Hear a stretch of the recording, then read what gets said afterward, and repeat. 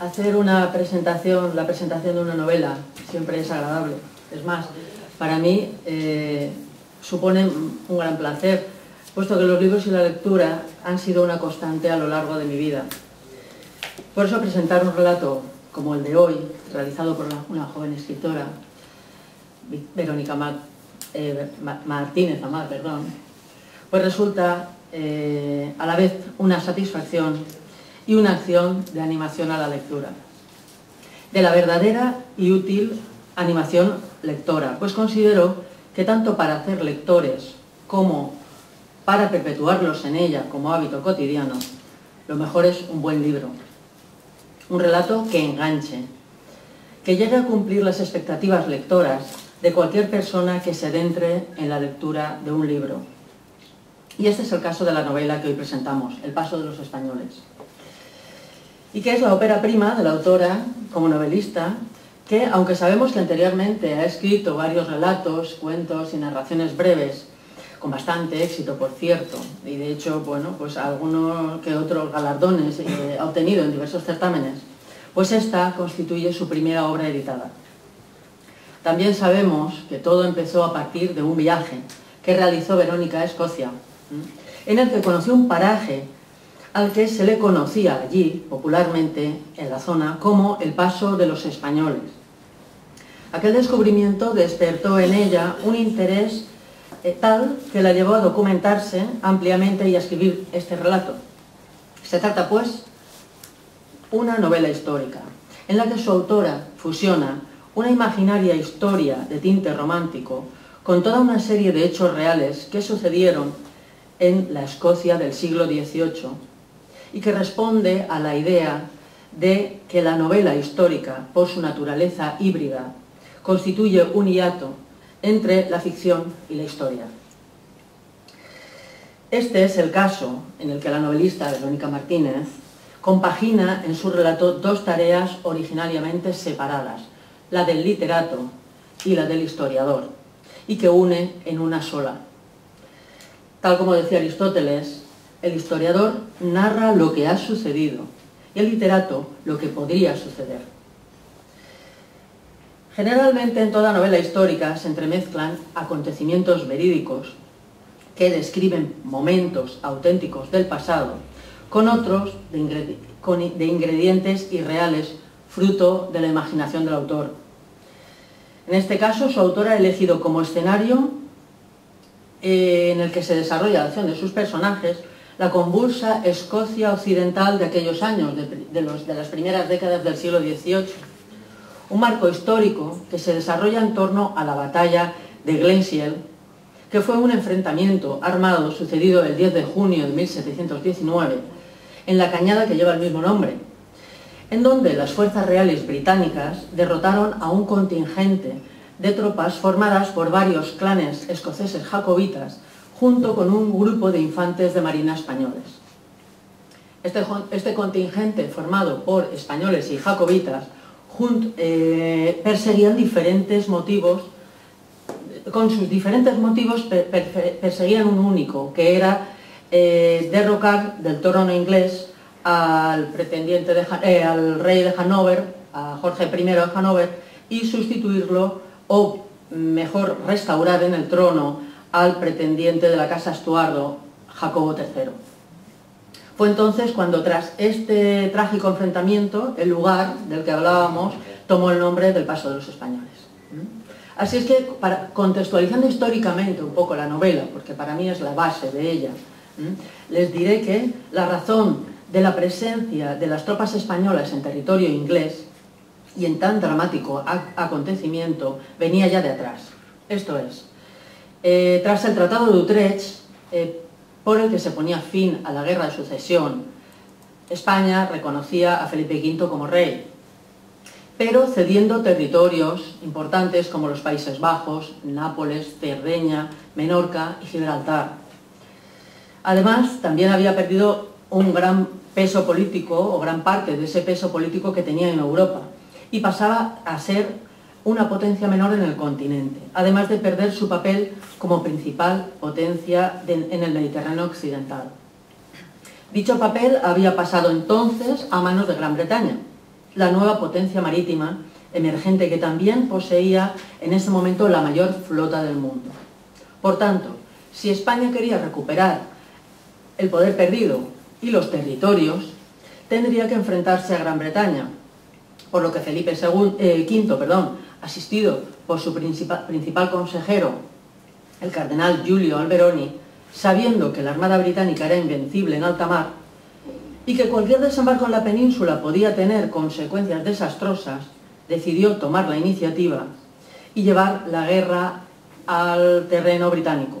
De esta forma también aprovecharían la guerra civil que allí había. La situación en Gran Bretaña era la siguiente. En este momento Gran Bretaña estaba inmersa en una guerra civil, como he dicho, debido a la pretensión al trono de Jacobo III Estuardo, depuesto recientemente por Jorge I de Hannover. A este conflicto se le unían las revueltas independentistas escocesas, cuyos protagonistas simpatizaban con la causa jacobita. Si España conseguía inmiscuirse en ese escenario y contribuir a la restauración de Jacobo III, tendría un aliado en el trono inglés que favorecería la presencia española en mares y tierras europeos. Entonces, para conseguirlo, el plan trazado por el cardenal Alberoni, más o menos, era el siguiente. Primero se infiltraría en Escocia un grupo de infantes de marina españoles con el fin de conseguir aliados entre los clanes escoceses para tomar alguna de las plazas fuertes, con el objetivo, en ese momento, de atraer a los ingleses y que estos dejaran desprotegido el sur de la isla. Una vez conseguido esto, una gran flota, la flota principal española, a las órdenes del duque de Ormond, desembarcaría en el sureste de Inglaterra, donde simpatizantes jacobitas eran abundantes, y desde allí se dirigirían a asediar y tomar Londres, después de poner a Jorge I y dar el gobierno a Jacobo III. Bueno, más o menos el plan de tres. El plan se puso en marcha, pero todo se complicó cuando la flota española se vio a la altura del Finisterre, que había salido de Cádiz, y a la altura del Finisterre se vio sorprendida por una tormenta que le hizo regresar maltrecha a la península. A todo esto, el primer grupo de infantes de marina españoles que ya había partido, ya había desembarcado en tierras escocesas antes, ya estaba en Escocia, y ya junto con los clanes jacobitas había conseguido, como aliados, habían comenzado a dirigirse a atacar la primera plaza que ellos necesitaban para llamar la atención de los ingleses, que en este caso era la ciudad de Inverness, tal como estaba previsto en el plan inicial. Bien, previamente españoles y jacobitas habían establecido el cuartel general en el castillo de Eilandonan, desde donde partieron dejando una pequeña guarnición al cuidado de armas y municiones. Mientras avanzaban hacia Inverness, este castillo fue atacado por 3 fragatas inglesas. Los ingleses entonces ya no tenían el problema, porque los españoles no habían llegado a desembarcar, no estaban distraídos o no estaban en otros menesteres. Por tanto, estas 3 fragatas bombardearon el castillo hasta dejarlo en ruinas, y del que muy pocos pudieron salir con vida. Concretamente, pues, se dice que salieron con vida 5 de los soldados españoles que había allí, nada más. A pesar de ello, y de que las noticias que llegaba al grupo que continuaba hacia Inverness, de las noticias de que la flota española había fracasado, la invasión de la flota, pues decidieron llevar a cabo esta acción contra los ingleses. Pero en el camino, claro, se toparon con el ejército inglés tras pasar el conocido paso de los españoles, teniendo lugar la batalla de Hastings. El choque fue nefasto para los españoles y escoceses, pero aún fue peor porque los clanes se dispersaron, dejando solos a los españoles, que no les quedó más remedio que rendirse y claudicar. Los españoles que quedaron pues fueron capturados y trasladados presos a Edimburgo. Bien, este es el marco histórico en el que se desenvuelve el relato. Un relato que además tiene otros componentes imaginarios. O sea, lo que he dicho antes es el marco real.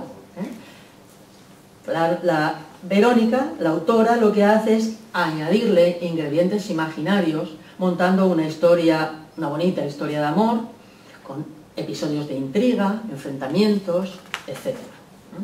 Es decir, la historia pone el marco, el retablo de los acontecimientos, y la novelista lo llena y lo hace vivir. Indudablemente, Verónica ha realizado un buen trabajo de documentación. Yo diría que incluso de investigación histórica exhaustiva. No hay más que observar las notas a pie de página en las que se describen elementos propios de la vida cotidiana de aquella época, como son las peculiaridades en las vestimentas de los escoceses, las armas singulares, sus costumbres, etc.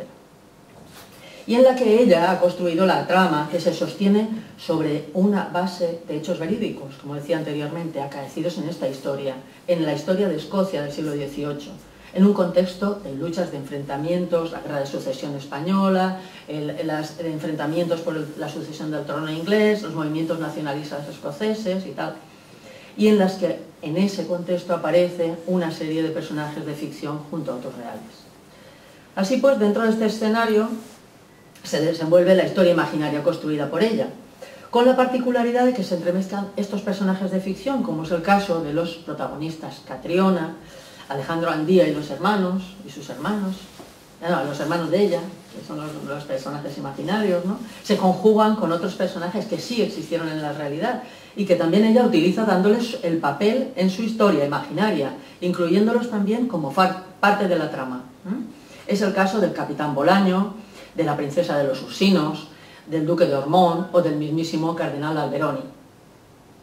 Personajes que va incorporando de forma paulatina, según va avanzando el relato, sin entrar en descripciones pormenorizadas ni detenerse en exceso en detalles de cada uno de ellos. No, pero que a medida que avanza la lectura van definiéndose y quedan perfectamente encajados, como si la trama de un puzzle se tratara.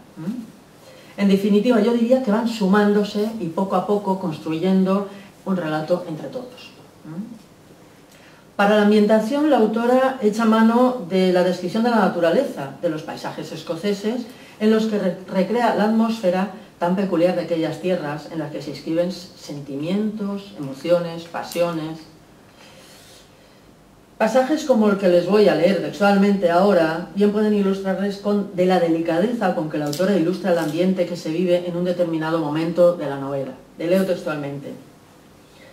Frente a él, una pequeña montaña, no más grande que una colina, surgía de entre la niebla que la rodeaba. Niebla que parecía surgir de las mismísimas entrañas de la tierra, cubriendo con sus rizos de humo blanco la densa foresta que enmarcaba un paisaje singular de viejas leyendas de hadas y elfos. Bueno, leyéndolo, la verdad es que incluso da ganas de viajar y conocer aquella zona y experimentar las sensaciones que pudieran haber tenido aquellos personajes que vivieron estos acontecimientos en primera fila, en primera línea.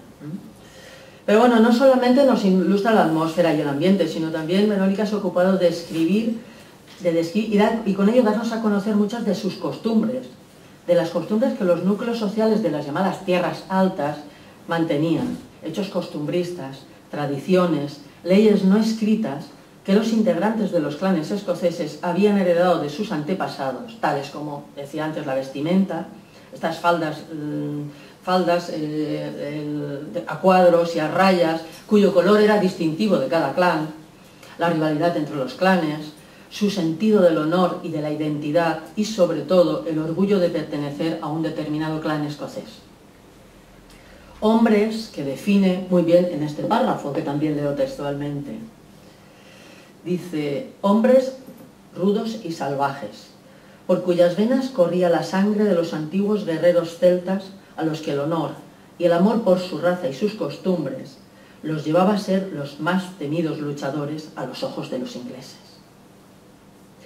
Bueno, y que contrastan con el carácter de Alejandro Andía, que es el protagonista español, el soldado español, que se verá abocado a convivir con ellos tras una serie de peripecias que no les voy a desvelar, pero que les aseguro que son muy interesantes.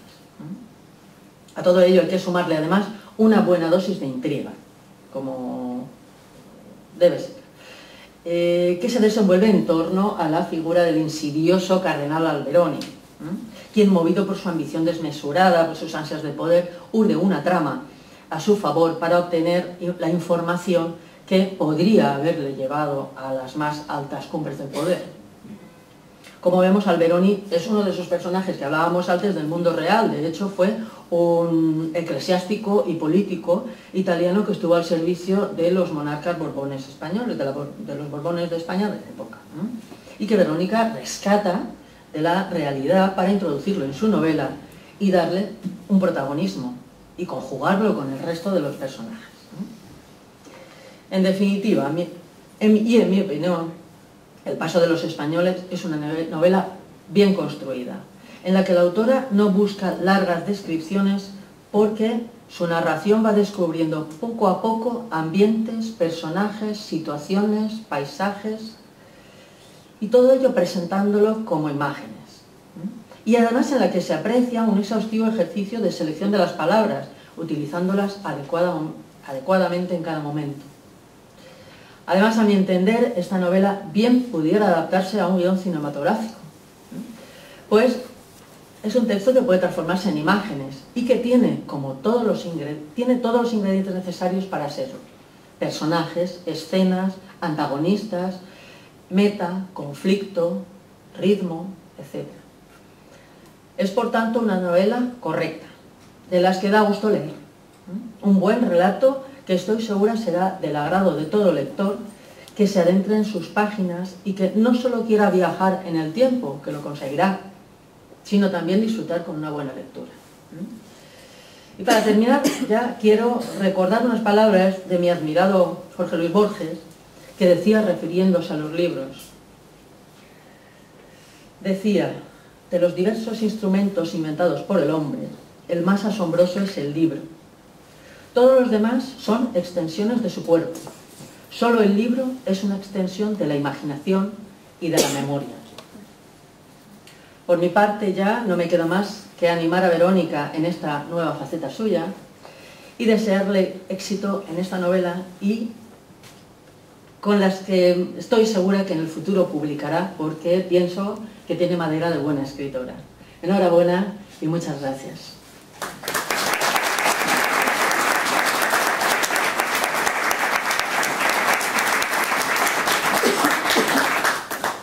Gracias, Carmen. Buenas noches. Señoras y señores, amigos todos que me honráis con vuestra presencia.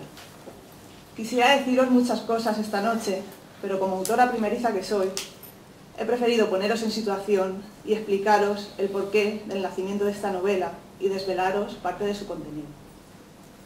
El paso de los españoles es un lugar y es a la vez un hecho histórico desconocido por el gran público, y diría también poco conocido por los historiadores.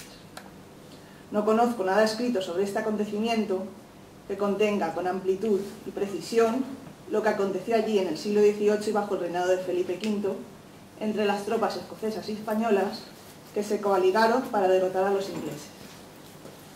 La razón de esta batalla queda recogida en el libro junto a las intrigas palaciegas y diversas situaciones costumbristas del lugar y de la época. También recoge las desatadas pasiones de los personajes, reales y de ficción, que protagonizan cada una de las situaciones que se van describiendo y relacionando en esta novela. Os desvelo que en ella he tratado de integrar hechos históricos, política, ambiciones, intrigas, lugares, costumbres, amor, relaciones personales de todo tipo y condición, y, como no puede ser de otro modo en una novela, literatura.